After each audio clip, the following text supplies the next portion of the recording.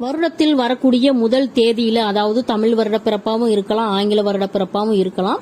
அப்படி வரக்கூடிய முதல் தேதியில ஏதாவது ஒன்றை தேர்ந்தெடுத்து நீங்க 2 கிலோ பச்சரிசி, 1 கிலோ வெல்லம் வாங்கணும்.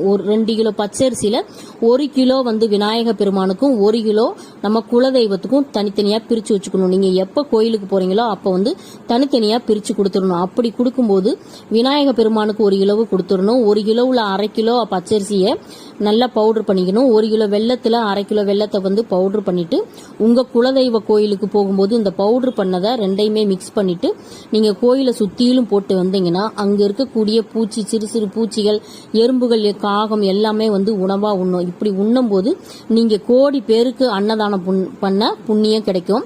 மற்றதை 1/2 கிலோ வெள்ளத்தையும் 1/2 கிலோ அரிசியும் உங்க கோயிலே நீங்க கொடுத்துடலாம், பிரசாதமா பண்ணிக்கிடுவாங்க. அது மட்டும் இல்லாம வருடத்தில் இருக்கக்கூடிய முதல் துணி அப்படின்னு பாத்தீங்கன்னா விநாயக பெருமானுக்கு, உங்களுடைய குலதெய்வத்துக்கு, முருக பெருமானுக்கு அப்படின்னு சொல்லிட்டு 3 துண்டு எடுத்து நீங்க கோயில்ல கொடுத்துடணும். அதுக்கப்புறம் தான் மற்ற நம்ம வீட்டில் இருக்கவங்களுக்கு எல்லாருக்குமே புது துணி எடுக்கணும். இந்த மாதிரி ஒவ்வொரு வருடமும் நீங்க செஞ்சுக்கிட்டு வந்தீங்கன்னா உங்க வாழ்க்கையில இருக்கக்கூடிய எல்லா தரித்திர நிலையும் மாறி உங்க வாழ்க்கை உச்ச நிலைக்கு அடையுன்றது நம்பிக்கை. செய்து பாருங்கள்.